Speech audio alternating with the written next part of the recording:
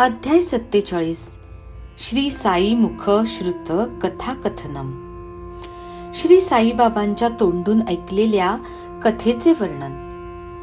श्री गणेशाला नमस्कार असो, श्री सरस्वती देवीला नमस्कार असो, श्री गुरु महाराजांना नमस्कार असो, श्री कुलदेवतेला नमस्कार असो, श्री सीता व श्री रामचंद्र यांना नमस्कार असो, श्री सद्गुरु साईनाथांना नमस्कार असो.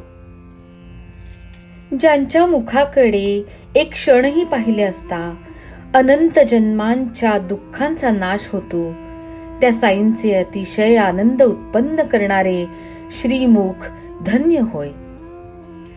त्या साईंनी कृपादृष्टीने पाहिले तर केलेल्या कर्मांची बंधने तात्काळ सुटतात आणि भक्तजनांना आत्मानंदाचा अनुग्रह एकही क्षण न लागता प्राप्त होतो.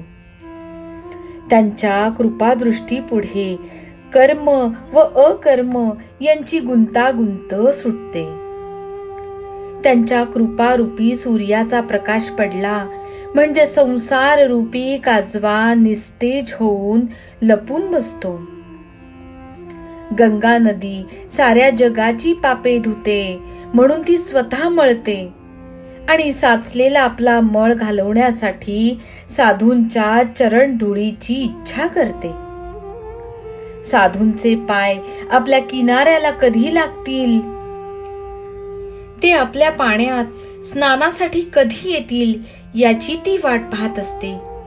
कारण त्याशिवाय आपल्या जवळ साठलेल्या पापांची घाण निरसायला दुसरा कोणता मार्गच नाही हे ती पक्के जाणत असते. अशा साधूंचे मुकुटमणी श्री साई समर्थ यांचे या कथेतील हे बोल आहेत. हे लक्षात ठेवून भाविक सज्जनांनी अति आदरपूर्वक ही पावन कथा ऐकावी. पहा, सगळ्या डोळ्यांच्या मागची पाहण्याची शक्ती, सगळ्या कानांच्या मागची ऐकण्याची शक्ती श्री साई स्वतः आहेत. त्यांनीच माझ्या हृदयात शिरून ही गोष्ट मला सांगितली. साई स्वतः सकल संतांचे मुकुटमणी आहेत.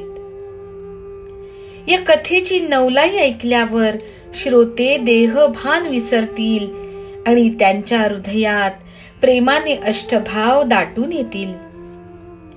साईंच्या मुखातून निघालेल्या या कथेच्या अभिप्रायावर लक्ष ठेवले आणि तात्पर्यावर दृष्टी ठेवली तर श्रोत्यांना कृतकृत्यता लाभेल.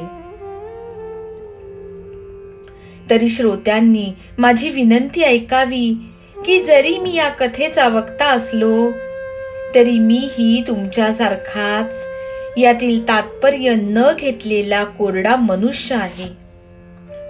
साईबाबांचे भक्तांवरचे प्रेम आठवून मन आपला चिंता करण्याचा स्वभाव विसरून जाते आणि संसारातील काळजी व कष्ट यांनी त्रासलेल्या जीवाला शांती मिळते. यापेक्षा अधिक श्रेष्ठ लाभ तो कोणता?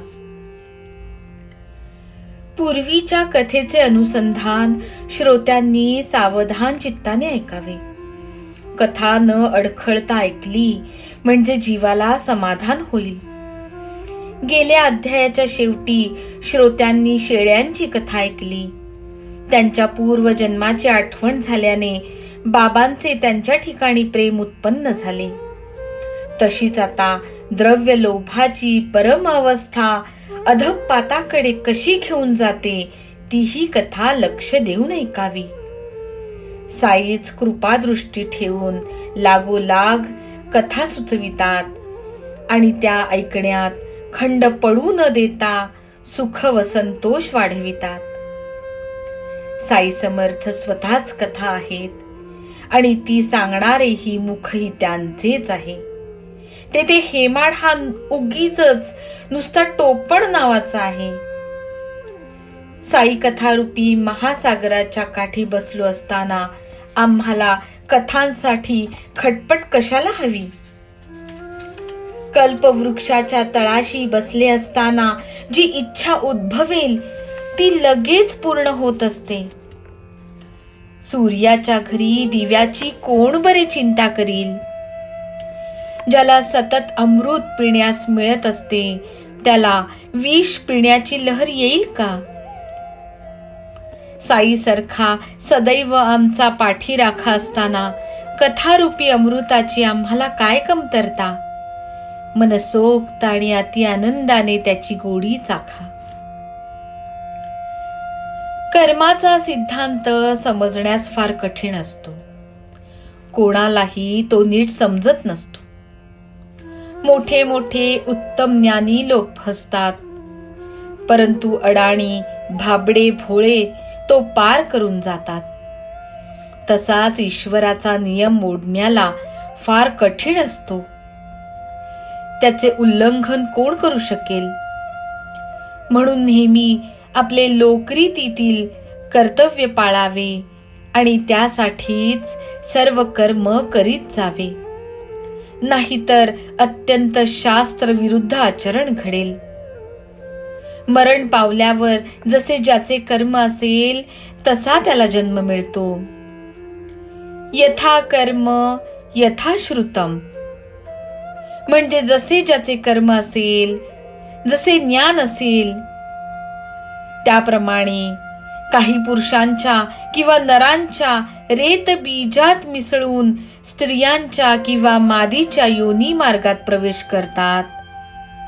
म्हणजे मनुष्य, पशु, पक्षी किंवा जलचर यांच्यासारख्या हलणाऱ्या चालणाऱ्या योनीत जन्म घेतात.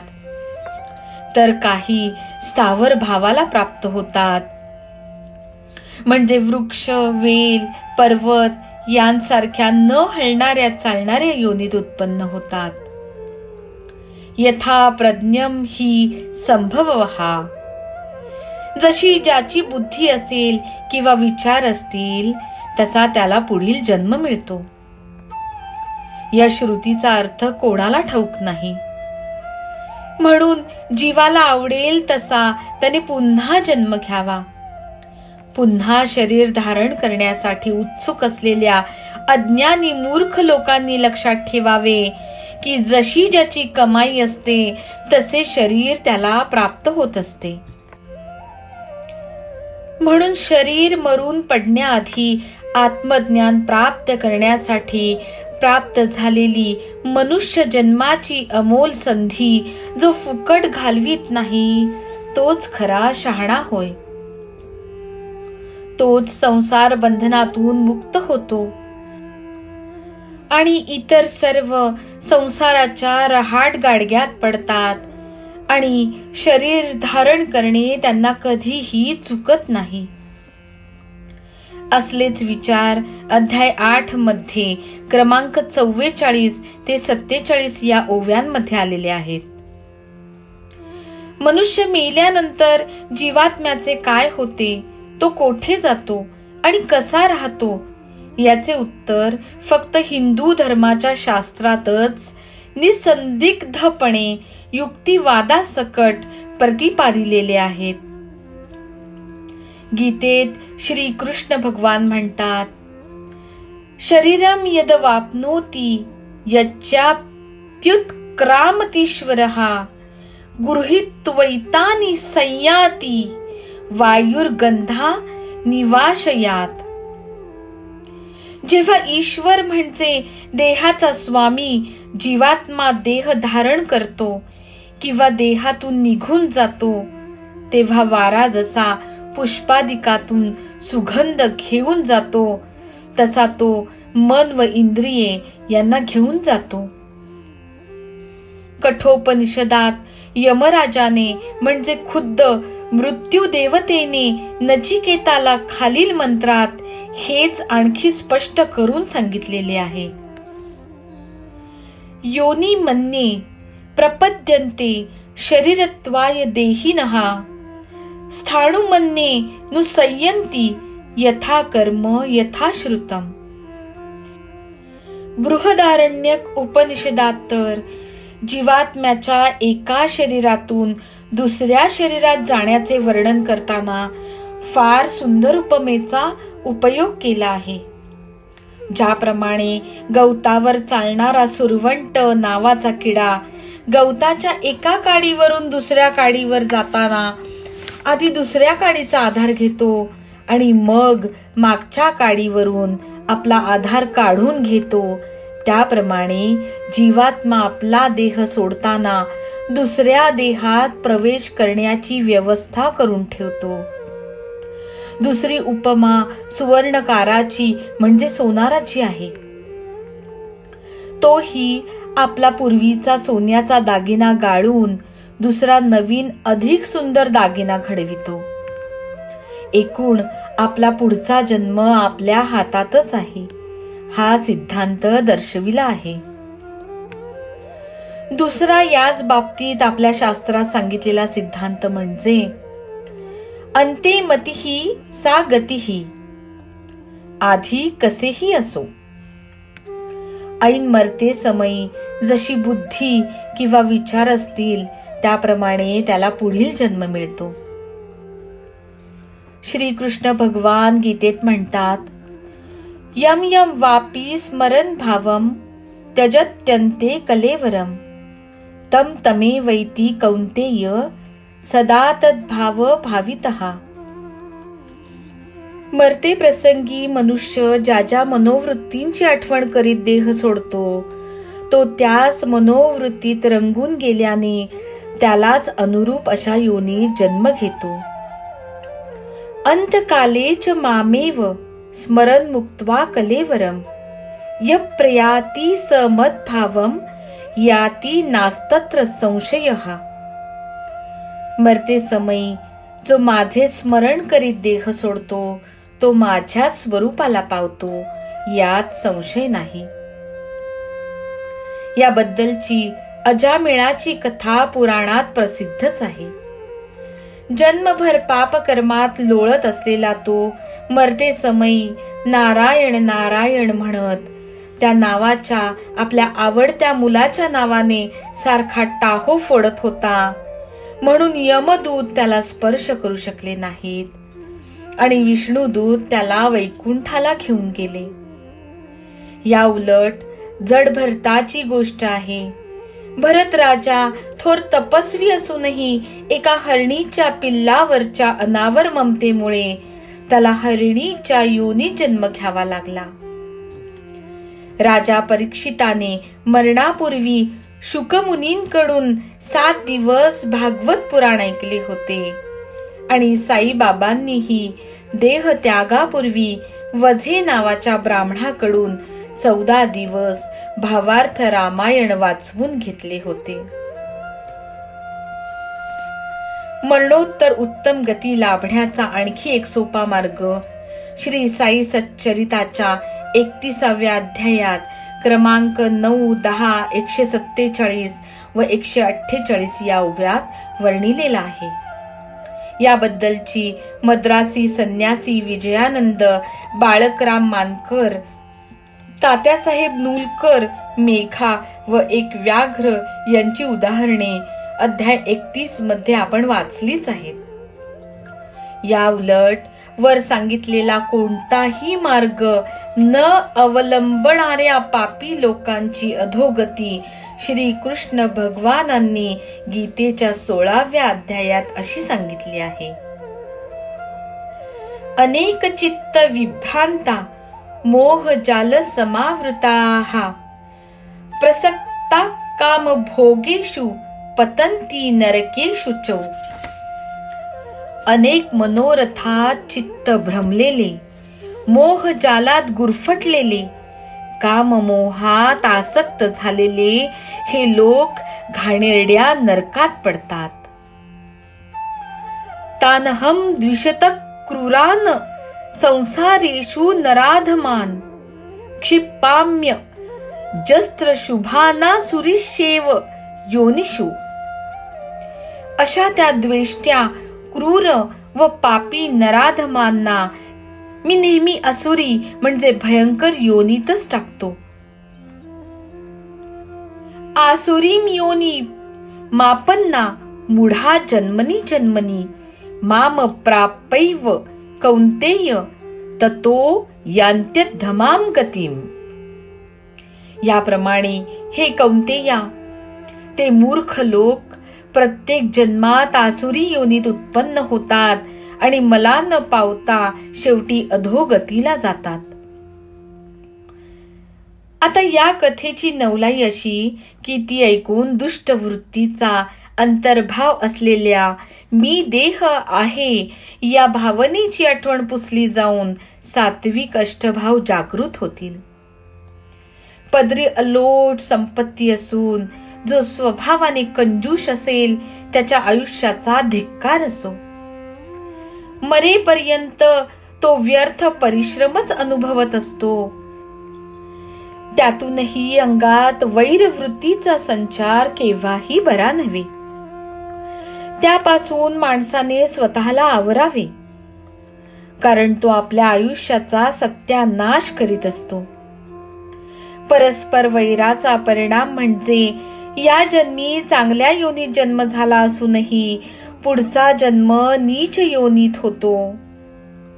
ऋण, वैर व हत्या यांचा स्वाभाविक गुणच असा आहे की ते फिटेपर्यंत पुनर्जन्माची परंपरा चालूच राहते. या अर्थाची साईंच्या तोंडची परमपावन अमृतवाणी श्रोत्यांसाठी मी सादर करतो. त्यांनी ती ऐकण्यासाठी सावधान व्हावे. ती कथा मी जशी ऐकली, जशी माझ्या आठवणीत राहिली, जशी साई माऊली बोलली तशीच व त्याच शब्दात मी कथन करतो. साई स्वतः चरित्रकर्ते आहेत आणि कथेचा प्रपंच लिहवून घेत आहेत.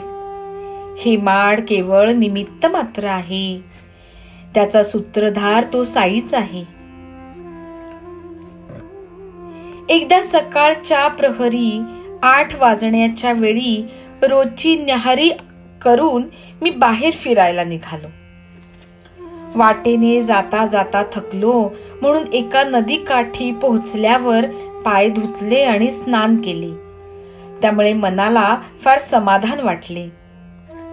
नदी तरी केवढी होती, या राहत्याच्या नदी एवढी होती. दोन्ही काठांवर पाणी गच्च भरलेले होते आणि त्यांना लागूनच लव्हाळ्यांची झाडी होती. त्यातूनच एक पायी जाण्याची वाट होती आणि स्पष्ट दिसणारा एक गाडीचा रस्ताही होता.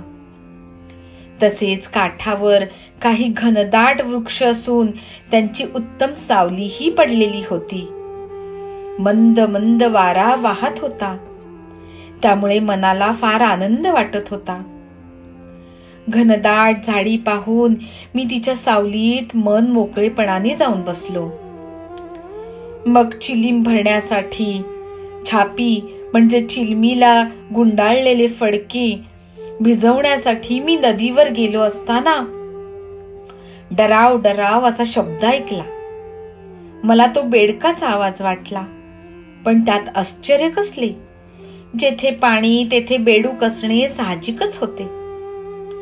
छापी भिजवून मी परत आलो आणि हातात चकमक म्हणजे विस्तव पेटवण्यासाठी गारगोटी व पोलादी पट्टी यांची जोडी घेतली आणि गारगोटीवर ठिणगी पाडून चिलीम पेटवून तयार केली. तोच एक वाटसरू येऊन नमस्कार करून माझ्यापाशी बसला.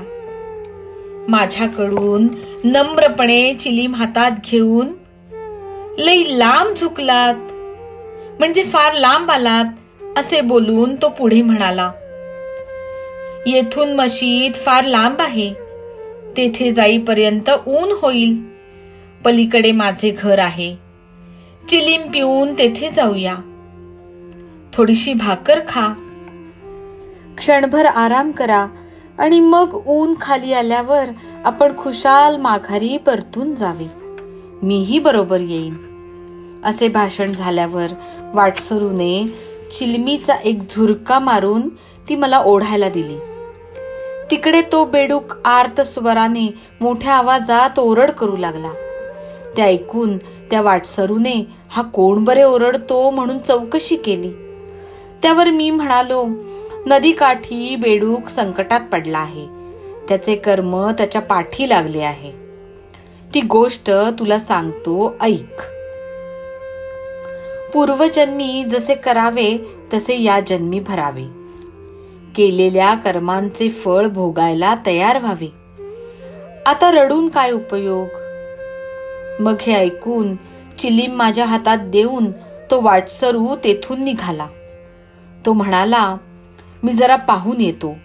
खरोखर तो बेडूकच आहे की आणखी कोणी प्राणी आहे. त्याला काय दुःख आहे हे पाहून मनाची खात्री तरी करून घेऊया. त्याची इच्छा पाहून मी म्हणालो, जा पाहून ये. एका मोठ्या सापाच्या तोंडी पडून तो बेडूक ओरडत आहे. दोघेही महाहरामखोर आहेत. दोघांचीही पूर्वजन्माची कर्मे राक्षसी आणि पापे भयंकर होती. त्यांची फळे भोगायला त्यांना हे दुसरे शरीर लाभले आहे. असे बोलणे चालले असताना तो वाटसरू त्या जागेवर गेला आणि प्रत्यक्ष प्रकार पाहून परत आला. तो म्हणाला, तुम्ही सांगितलेली गोष्ट अगदी खरी आहे. काळासारख्या त्या सापाचा जबडा मोठा विशाल आहे. तो बेडूकही मोठा भयंकर आहे. परंतु तो त्या सापाचा फराळ झाला आहे. त्याची सापाच्या तोंडात आहुती पडली आहे आणि तो घडी अर्धघडीचा सोबती आहे. कर्माची गती किती विचित्र आहे बरे. त्या बेडकाला तो साप आता एका क्षणात खलास करेल. तेव्हा मी त्याला म्हणालो, तो काय त्याला खलास करतो. त्याचा बाप मी येथे आहे ना. मग मी येथे कशाला पाहिजे. आपले स्थान सोडून जो येथे येऊन बसलो तो काय त्या सापाला तो बेडूक खाऊ देईन. पहा मी त्याला सोडवितो कसा ते. त्यांची लढाई सोडवल्यावर आपण आपल्या घरी जाऊ. चल एकदा चिलीम भर, मग पाहू साप काय करतो ते. हे ऐकून वाटसरूने चिलीम लगेच तयार केली. मीही ती ओढायला हातात घेतली आणि 2 झुरके मारले. मग वाटसरूला बरोबर घेऊन लव्हाळ्यामधून त्या ठरलेल्या जागी जाऊन पोहोचलो. त्या सापाला पुन्हा पाहून तो वाटसरू घाबरून गेला आणि केवढे हे धूड म्हणून मला भीतीने आवरून म्हणाला, नका हो, पुढे जाऊ नका. तो साप आपल्याकडे येईल. पळू म्हणता ही जागा फार अडचणीची आहे. नका हो, तिकडे जाऊ नका. असो, अशा प्रकारचे दृश्य पाहून त्या वाटसरूच्या जीवाला भीती वाटली आणि मग त्या दोघांच्या वैरवृत्ती संबंधी जो मी उपदेश केला तो ऐका. अरे बाबा वीरभद्रा, अजून तुझ्या वैर्याला बसप्पाला बेडकाच्या जन्माला आला तरी पश्चाताप झाला नाही का. तू ही सापाच्या योनीत जन्मलास तरी देखील अजून हाड वैर धरून आहेस का. आता तरी लाज धरून वैर टाकून जरा स्वस्थ बैस की. माझ्या तोंडातून हे शब्द बाहेर पडले नाहीत तोच बेडकाला सोडून साप पळाला आणि लगेच खोल पाण्यात शिरून अदृश्य झाला. मृत्यूच्या मुखातून सुटलेला बेडूकही टणकन उडी मारून गेला आणि तोही झाडीत जाऊन लपला. वाटसरूला आश्चर्य वाटले. तो म्हणाला, हे काही मला कळत नाही. तोंडचा शब्द बाहेर काय पडला आणि सापाने बेडूक कसा सोडला व सापही तो कसा अदृश्य झाला. यापैकी वीरभद्राप्पा कोण, तसंच यातील बसप्पा कोण, त्यांच्या वैराचे कारण काय, कृपा करून मला सर्व सांगा. त्यावर मी म्हणालो, बरे, आधी आपण झाडाखाली जाऊया, चिलीम ओढूया, मग मी तुझी जिज्ञासा पुरी करीन आणि आपल्या ठिकाणी परत जाईन. असे बोलून आम्ही दोघे झाडाखाली आलो. दाट सावली पडली होती आणि गार वाऱ्याची झुळूकही चालली होती. पुन्हा चिलीम पेटवली. वाटसरूने आधी ओढली आणि मग माझ्या हातात दिली आणि ओढता ओढता वाटसरूला ती सुरेख कथा मी सांगितली. पहा, माझ्या जागेपासून 2 कोस किंवा 3 कोस इतकेच दूर जुने प्रसिद्ध पवित्र स्थान होते. तेथे कधी काळचे महादेवाचे एक मोडके देऊळ होते, ज्याचा जीर्णोद्धार करण्याचे सर्वांच्या मनात आले. त्यासाठी मोठी वर्गणी गोळा केली. बरीच रक्कम जमा झाली आणि पूजा अर्चेची व्यवस्था ठरवून सर्व आराखडा तयार केला. तेथील एका मोठ्या धनिकाला व्यवस्थापक नेमले. त्याच्या हातात सर्व पैसा दिला आणि सर्व निर्णय घेण्याचा अधिकार त्याच्याकडे सोपवला. त्यानेच वेगवेगळी जमा खर्चाची नोंद ठेवावी, त्यात आपली स्वतःची रोख वर्गणी जमा करावी आणि हे कार्य बिनचूक प्रामाणिकपणे त्याने करावे असे ठरले. परंतु तो मूळचाच मोठा कंजूष स्वभावाचा होता. आपल्याला काही नुकसान होऊ नये अशा धोरणाने तो ते काम चालवित होता, म्हणून ते पुरे होत नव्हते. सारी रक्कम खर्च केली तरी अर्धे मुर्धे काम झाले. धनिक आपल्या पदरचा एक पैसाही खर्च करेना, आपल्या जवळची एक पै सुद्धा सोडेना. तो जरी मोठा सावकार होता तरी जणू काय कृपणपणाचा मूर्तिमंत अवतारच होता. नुसता गोड गोड बोलत असे आणि कामाला आकार येत नव्हता. पुढे त्याच्या घरी पैसे जमवणारी सगळी मंडळी जमली आणि म्हणाली, तुझी ही सावकारी काय कामाची रे? तू हातभार लावल्याशिवाय या महादेवाचा जीर्णोद्धार कसा पडेल? याचा काही विचार तर कर. लोकांची मनधरणी करून आणखी पुन्हा वर्गणी आम्ही मिळवितो, तीही तुझ्याकडे पाठवून देतो. एकदाचे हे काम ठिकाणी लाव. पुढे आणखी पैसा जमला, उत्तम प्रकारे हाती आला, परंतु त्याचा काही उपयोग झाला नाही.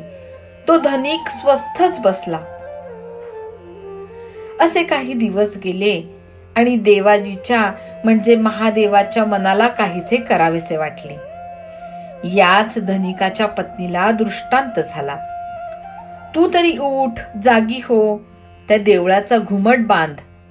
तू जो खर्च करशील त्याच्या 100 पटीने तो शंकर तुला देईल.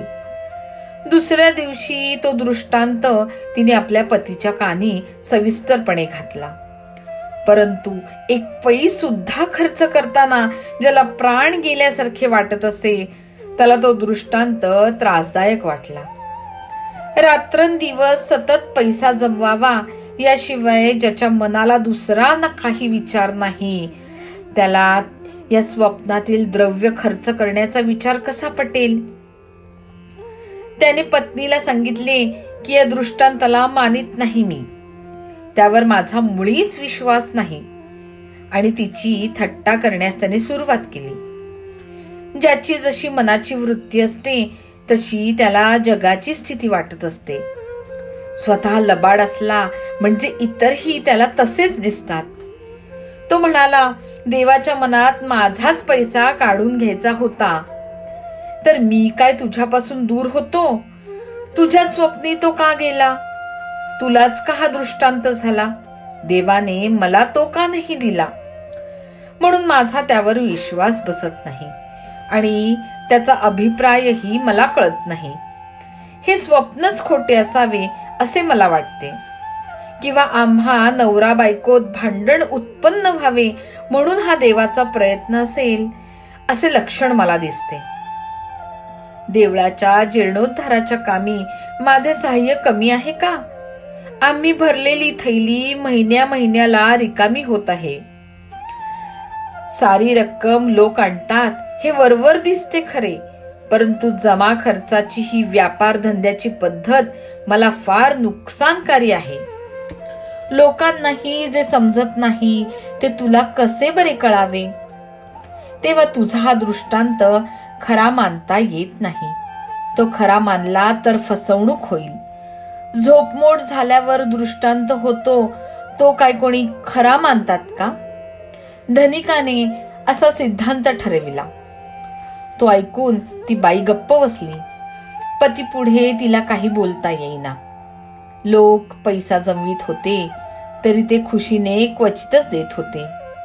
प्रेमाशिवाय भिडेला बळी पडून, कोणाच्या आग्रहामुळे किंवा अडचणीत आल्यामुळे जे दिले जाते ते देवाला आवडत नसते. श्रद्धा देयम अश्रद्धया अदेयम. देणे नित्य श्रद्धेने द्यावे, विना श्रद्धा दिधले न पावे. गोडीने थोडे जरी दिले तरी देवाला ते फार मोलाचे वाटते. पत्रम पुष्पम फलम तोयम यो मे भक्त्या प्रयच्छति, तदहम भक्त्युपरुत प्रश्नामि प्रयतात्मनः. गीता अध्याय 9 श्लोक 26. जो कोणी मला पान, फूल, फळ किंवा पाणी भक्तीने अर्पण करतो, त्या शुद्ध चित्त मनुष्याच्या भक्तीच्या भेटीचा मी मोठ्या आनंदाने स्वीकार करतो.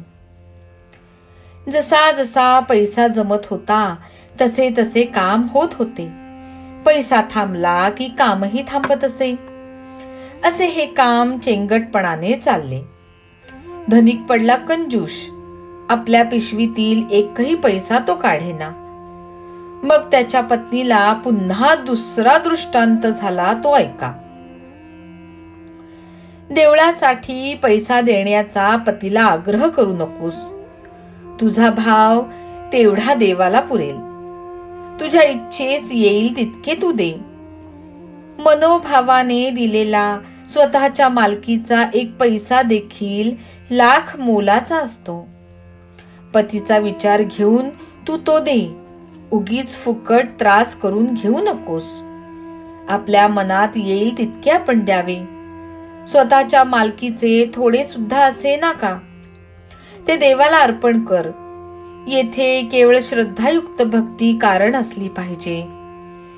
ती तुझी आहे हे जाणून काहीतरी दे, म्हणून देव तुला आग्रह करीत आहे.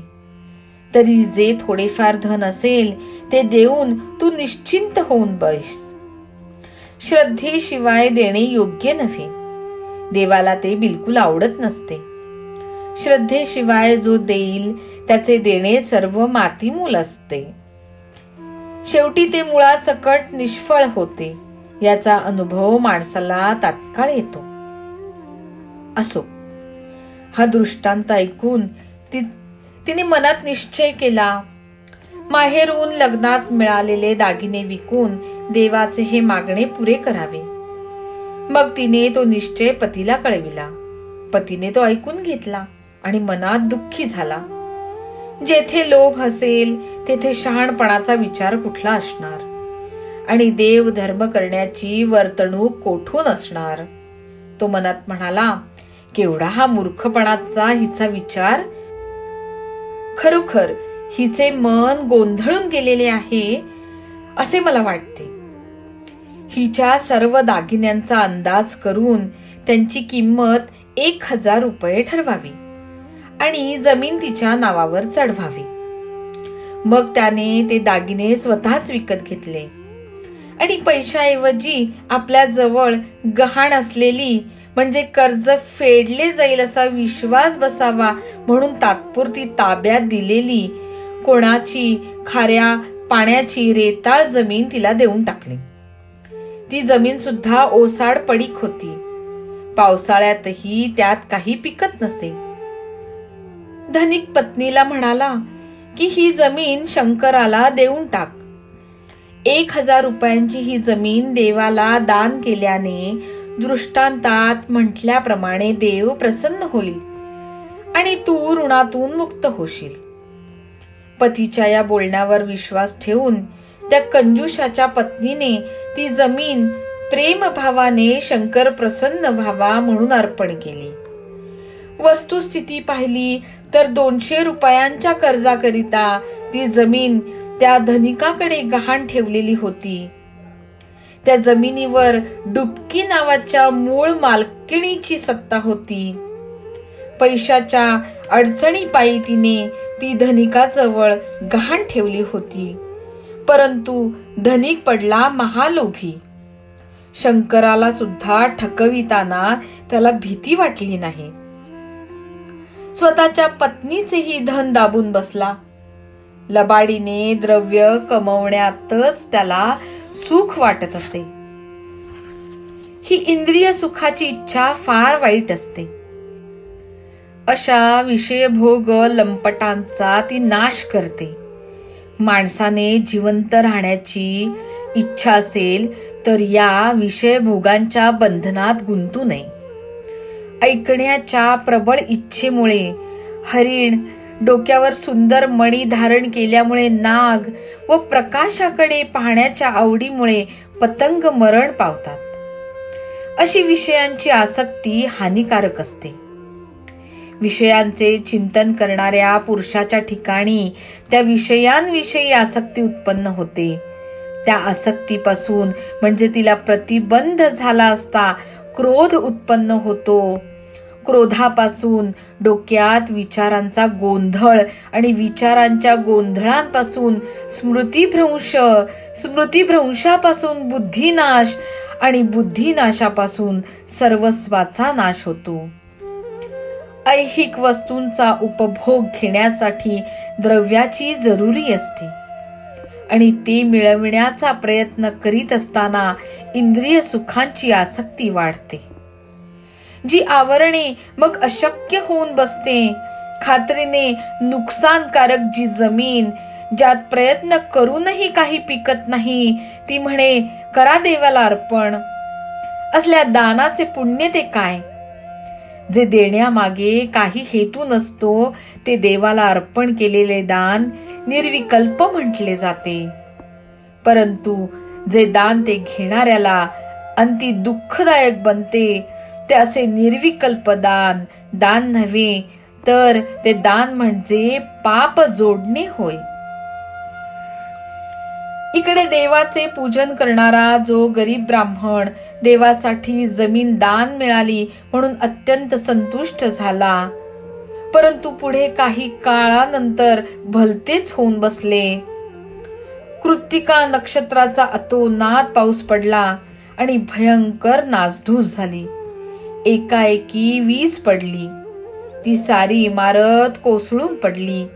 बेवारशी घराची जमीन तेवढी सुरक्षित राहिली आणि बाकी सर्व जळून खाक झाले.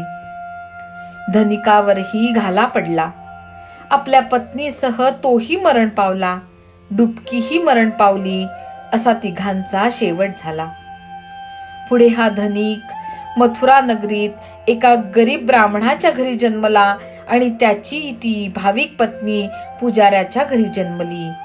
तिचे नाव गौरी ठेवले. डुबकीची तऱ्हा आणखी वेगळी. ती शंकराच्या गुरुवाच्या पोटी जन्मली.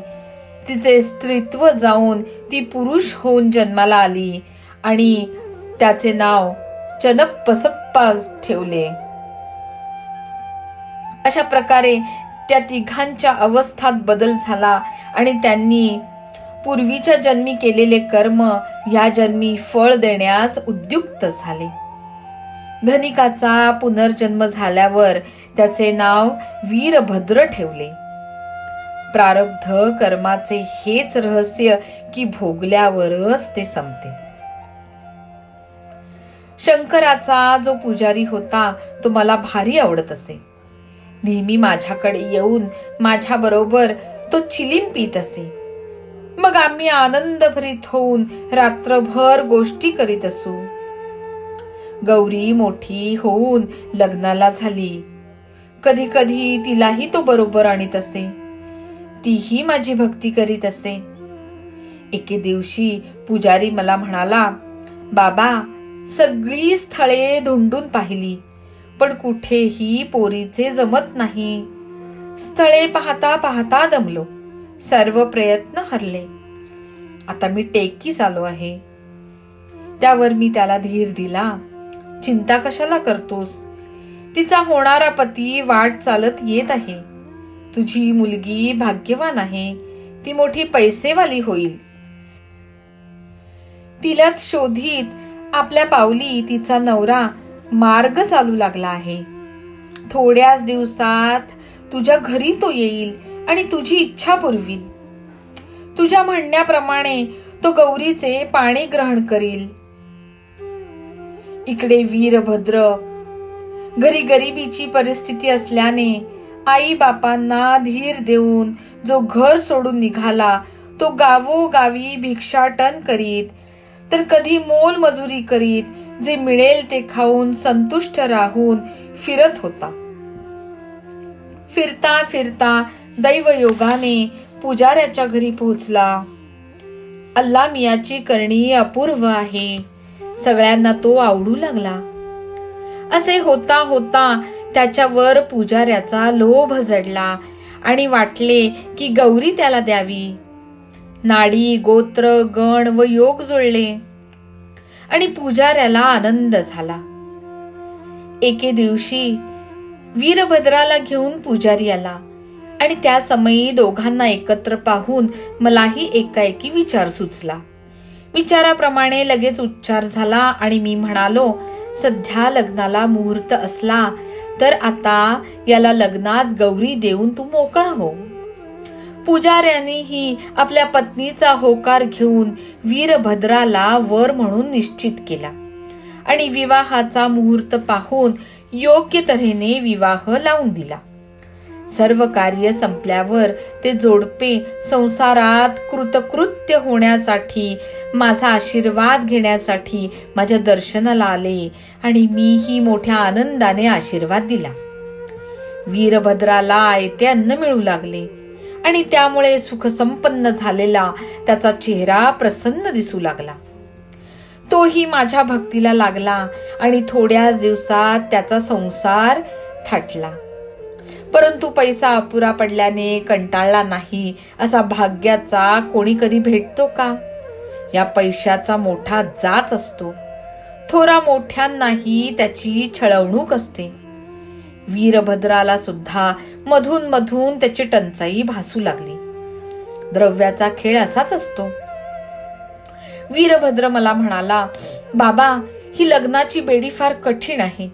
पैसा वाचून मी वैतागून जातो. काहीतरी उपाय मला सांगा, म्हणजे मला हा संसार झेपणे शक्य होईल. आता मी तुमच्या पुढे लोटांगण घालतो. आता फसवणूक बरी नव्हे. तुम्हीच आमच्या या लग्नाला कारण आहात. मीही त्याला पुष्कळ उपदेश करीत असे आणि प्रेमाने आशीर्वाद देत असे. अल्ला मालिक आहे, त्याला हे सर्व ठाऊक आहे.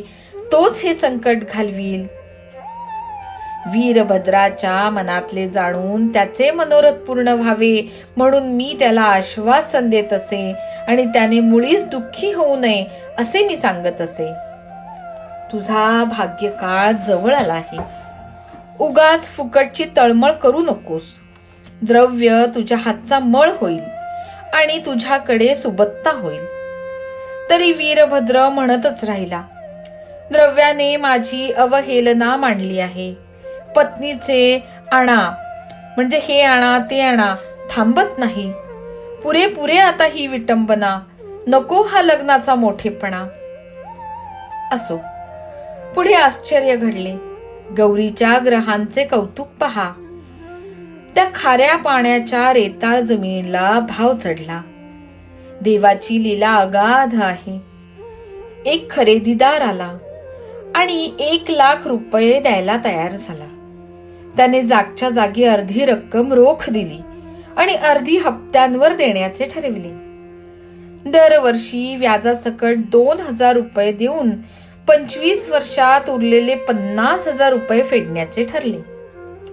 अशा प्रकारे 25 वर्षानंतर पैसे मिळून गौरीची भरपूर परतफेड म्हणजे भरपाई होणार होती. ठराव सर्वांना पसंत पडला. परंतु चन्नबसप्पा गुरव उभा राहिला आणि म्हणाला, शंकराला जो पैसा अर्पण झाला त्याचा पहिला मालक गुरव असतो. दरवर्षी मिळणाऱ्या व्याजापैकी अर्धे व्याज माझ्या गुरुवाच्या हिश्शापोटी मला मिळाले पाहिजे. त्याशिवाय मला समाधान नाही. वीरभद्रप्पा त्याला काही देईना आणि चन्नबसप्पा स्वस्थ राहीना. दोघांची वादावादी जुंपली आणि ते दोघे माझ्याकडे आले. शंकर जमिनीचा पूर्णपणे मालक आहे. ती दुसऱ्या कोणाच्या कामी येणार नाही. उगाच लोभाच्या भानगडीत पडू नका असे मी त्या दोघांनाही सांगितले. शंकराला जी जमीन अर्पण केली तिचीच ही किंमत आली आहे. गौरी शिवाय जे कोणी या रकमेची अपेक्षा करतील ते उपाशी मरतील. देवाजीच्या आज्ञेशिवाय या पैशाला कोणी शिवेल तो देवाच्या रागाला कारण होईल. ही देवाची संपूर्ण मालमत्ता आहे. ज्या जमिनीवर पुजाऱ्याची मालकी होती आणि जिच्याशी गौरीचे वारसपणाचे नाते आहे तेथे परक्याचे काय चालणार. गौरीचे आपल्या हक्काचे हे धन आहे असे म्हणून मी त्या दोघांना समजाविले. गौरीची मालकी लक्षात घेऊन तिच्या अनुमतीने वागलात तर कृतार्थ व्हाल आणि तिच्या इच्छेबाहेर वागलात तर देव राजी होणार नाही. वीरभद्राला स्वतंत्र व्यवहार करण्याचा अधिकार नाही असा मी माझा विचार स्पष्टपणे तेथे सांगितला. तरीही वीरभद्र रागावला आणि त्याने माझ्यावर शिव्यांची लाखोली वाहिली. तो म्हणाला, तुमच्या मनात माझ्या पत्नीची मालकी स्थापून सर्व रक्कम स्वतःच गिळंकृत करून आपले हित साधून स्वस्थ बसायचे आहे. त्याचे हे शब्द ऐकून मी जागच्या जागी स्तब्ध झालो आणि मनात म्हणालो, अल्ला मियाची करणी अगाध आहे, उगाच आपण खेद का करावा. वीरभद्रप्पा मला असे बोलला आणि घरी जाऊन बायकोवर रागाने चरफडला. म्हणून ती दुपारी दर्शनाला येऊन मला विनवू लागली, बाबा कोणाच्याही बोलण्यावर लक्ष देऊन माझ्यावर अवकृपा करू नका, मी पदर पसरते, या कन्येवर लोभ असू द्या. असे तिचे शब्द ऐकून मी तिला पूर्ण आश्वासन दिले. 7 समुद्र तुला कृपेने बहाल करीन, तू दुःखी होऊ नकोस. त्याच रात्री झोपेत असताना गौरीबाईला दृष्टांत झाला. शंकराने स्वप्नात येऊन तिला काय सांगितले ती गोष्ट ऐकावी. पहा, हा सर्व पैसा तुझा आहे, तू काही कोणाला देऊ नकोस. त्याची व्यवस्था सुद्धा तो सदा टिकून राहील अशी मी सांगतो तशी कर. देवळाकरिता जो जो पैसा चन्नबसप्पा सांगेल तसा खर्च करण्याचा नियम ठेवावा. त्याचा मला विश्वास आहे. इतर कार्याकरिता पैशाची अव्यवस्था होऊ नये म्हणून मशिदीतील बाबांना विचारल्याशिवाय काही कारभार करू नये. गौरीबाईने तो दृष्टांत मला सविस्तरपणे कथन केला. मी सुद्धा तो दृष्टांत मानण्यासाठी योग्य तो सल्ला दिला. मुद्दल तुझे तूच घे. चन्नबसप्पाला व्याजाचा अर्धा भाग नेहमी देत राहा. वीरभद्राचा यात काही संबंध नाही. आम्ही असे बोलत असताना ते दोघेही भांडत तेथे आले. एकमेकांनी शांत व्हावे म्हणून मी पुष्कळ उपाय केले. गौराईला शंकराचा झालेला तो दृष्टांत त्या दोघांना मी संपूर्ण सांगितला. पण तो ऐकून वीरभद्र उन्मत्त झाला. प्रतिपक्षावर त्याने यथेच्छ शिव्यांचा मारा केला आणि भलते सलते शब्दही बोलला. ते ऐकून दुसरा म्हणजे चन्नबसप्पा भीतीने घाबरून गेला. वीरभद्राला उन्मत्तवान झाला आणि शिव्या शापांची तोंडाने बडबड करीत, सापडशील तेथे तुझा मी घात करीन असे म्हणू लागला.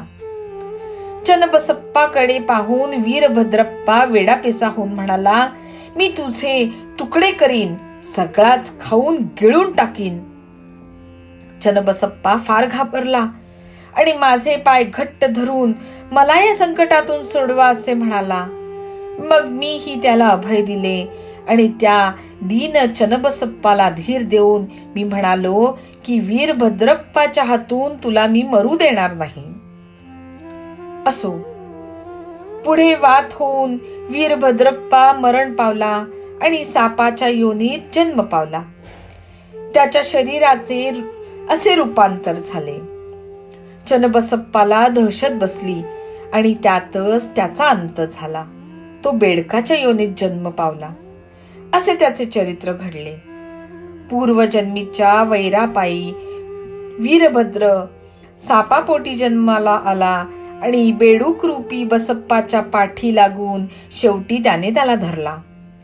सर्परूपी भद्रप्पाच्या तोंडात पडलेल्या बेडूक रूपी दीन बसप्पाचे करुण शब्द ऐकून माझे मन हेलावले. पूर्वी दिलेले वचन आठवून चन्नबसप्पाला सापाच्या तोंडातून मुक्त करून मी माझा शब्द पाळला. अल्लाह आपल्या भक्तांसाठी संकट समयी धावून येत असतो. त्यानेच मला येथे पाठवून भक्ताचे रक्षण केले याचा प्रत्यक्ष अनुभवच आला. वीरभद्राला हाकलून लावले आणि चन्नबसप्पाला संकटातून वाचविले. खरेच ही सर्व देवाची लीला आहे. असो, आता चिलीम भर, ती पिऊन मी आपल्या घरी जाईन. तूही आपल्या गावी परत जा. माझ्या नामाकडे लक्ष असू दे असे म्हणून मी चिलीम प्यालो. सत्संगाचे सौख्य लाभले. फिरत फिरत परत आलो आणि मनात अत्यंत समाधान पावलो.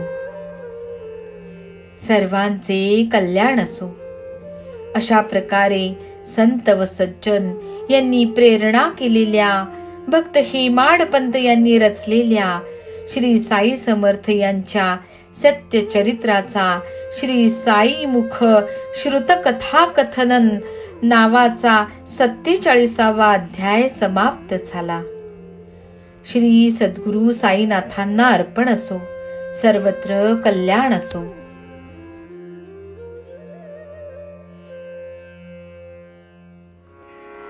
शिर्डी सजाचे लागतील पाय, टळती अपाय सर्व त्याचे. माझ्या समाधीची पायरी चढेल, दुःख हे हरेल सर्व त्याचे. जरी हे शरीर गेलो मी टाकून, तरी मी धावेन भक्तांसाठी. नवसास माझी पावेल समाधी, धरा दृढ बुद्धी माझ्या ठाई. नित्य मी जिवंत जाणा हेची सत्य, नित्य घ्या प्रचित अनुभवे. शरण मज आला आणि वाया गेला, दाखवा दाखवा ऐसा कोणी. जो जो मज भजे जैसा जैसा भावे, तैसा तैसा पावे मीही त्यासी. तुमचा मी भार वाहीन सर्वथा, नव्हे हे अन्यथा वचन माझे.